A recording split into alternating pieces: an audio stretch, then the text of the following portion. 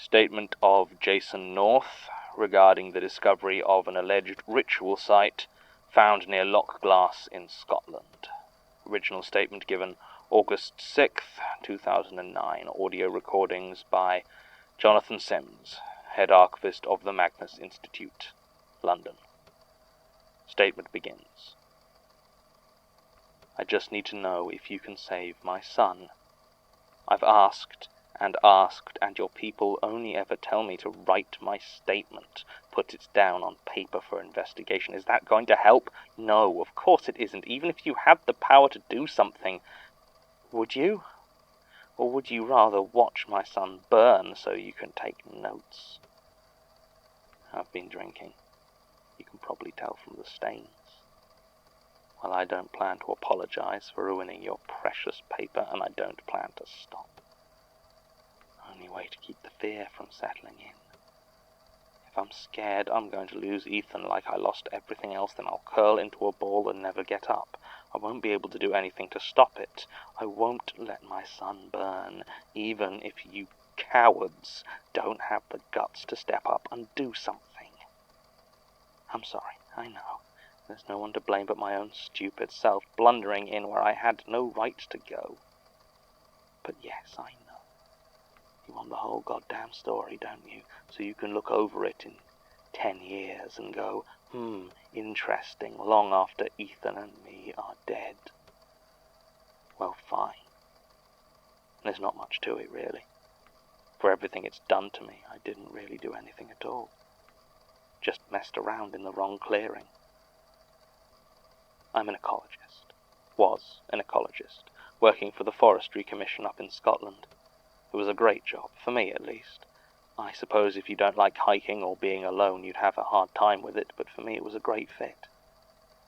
Now, up in the north of Scotland, the bit without all the people, there are plantations of evergreen trees, huge ones. And their job is the same as pretty much any other tree, to get cut down for wood. Trouble is, a lot of animals make their homes in and around those trees. Badgers, red squirrels, even pine martens. Do you know what a pine marten is?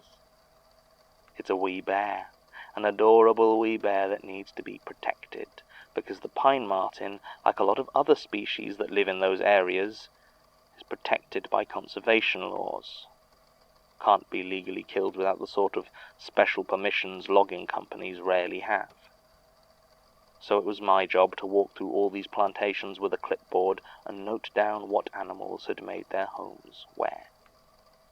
You don't need me to tell you that the job can take me a long way from civilization at times. Some of these plantations are off the beaten track. Everyone gets so caught up on how small Scotland is compared to other countries, but it's still huge compared to a single idiot wandering through the forests. And there aren't so many people, so you have large areas all but devoid of human life. It wasn't uncommon for me to find myself an hour or more away from a town or main road or any other human life at all. I didn't mind being alone, though, because I knew I had my little boy Ethan waiting for me back at home, 4 years old and already sharp as anything. And my wife Lucy. She used to be waiting for me as well. You see plenty of strange things out here. That far from anywhere, a lot of folks use it as their own personal dumping grounds. Fridges, microwaves, barbed wire, all sorts. Occasionally strewn throughout the forests and over the hills. I even found a corpse once. Not as exciting as it sounds. They were far too decomposed for me to tell anything about the death. Could have been a mafia hit, or could have been a hiker having a heart attack. Result was the same for me. Radio it in and then lose 2 hours of light babysitting a dead guy while I wait for someone to get up and take charge of it. So, when I saw the clearing, the trees near Loch Glass, I wasn't worried. I figured I'd seen everything messed up the forest had to offer. Heck, I even saw a friend of mine get impaled on a falling tree once. I reckoned there was nothing left to shock me.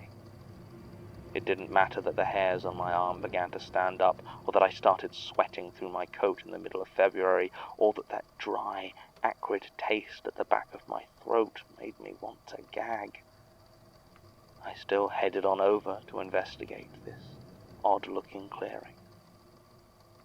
It wasn't man-made, or at least nobody had cut trees down to make it.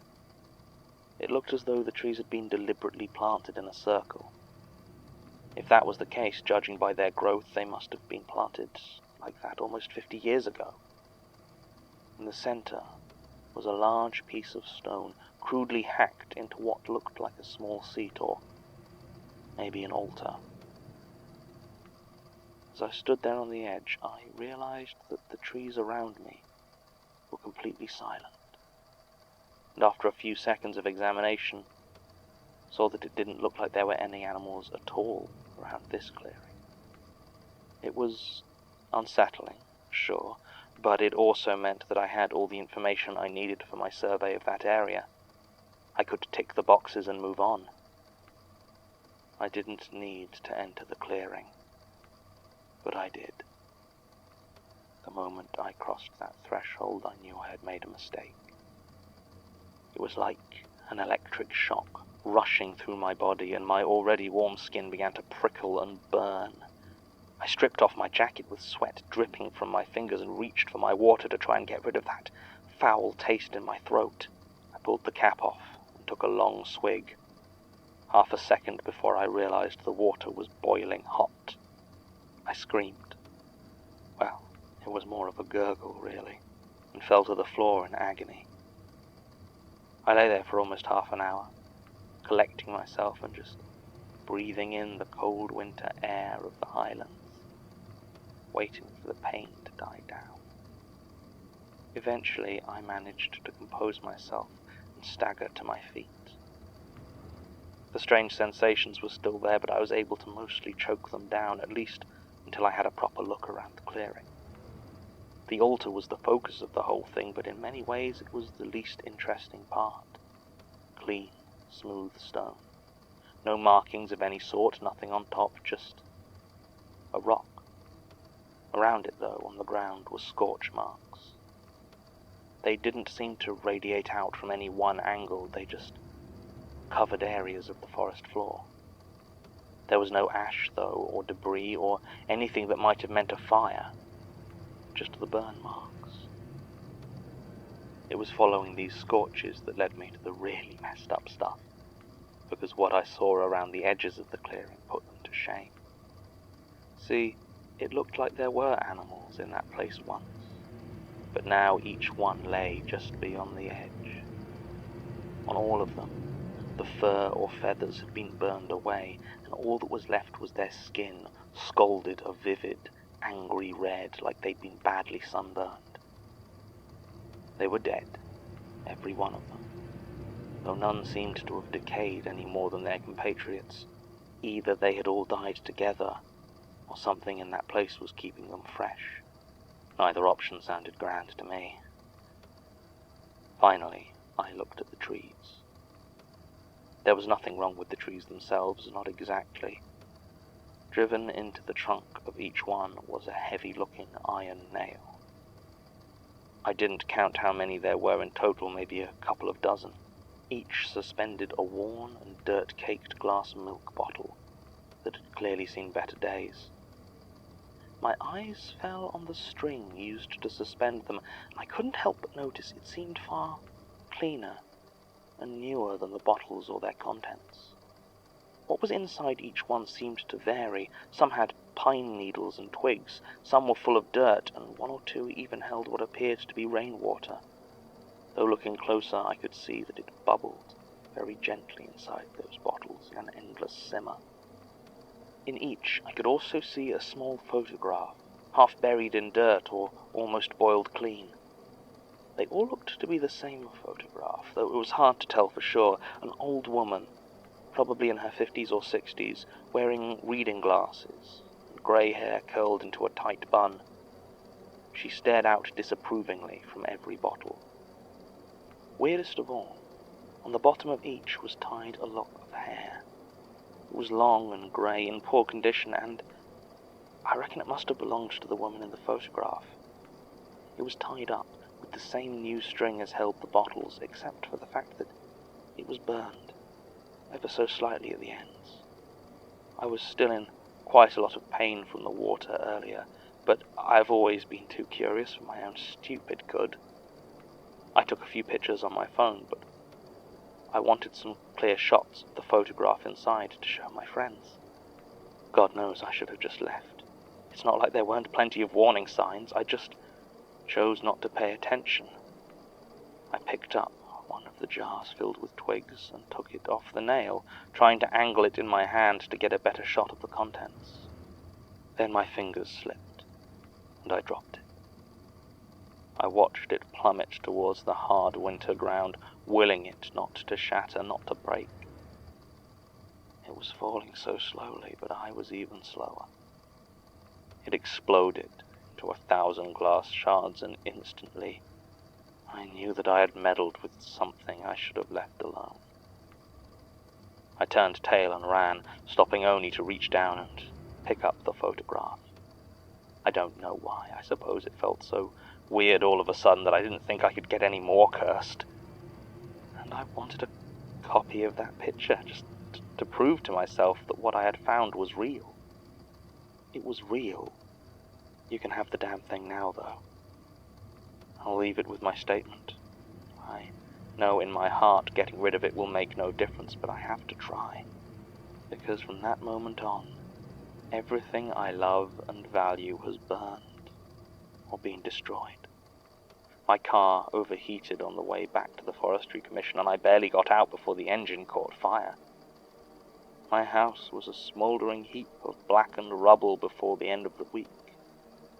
Electrical failure. I don't want to talk about what happened to Lucy.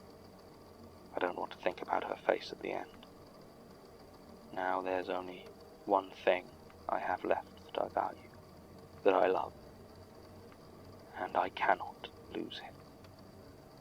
I can't lose Ethan. I shouldn't be in this mess. It's absurd. I didn't do anything wrong. I just dropped a bottle. That's all. I don't deserve this. I don't.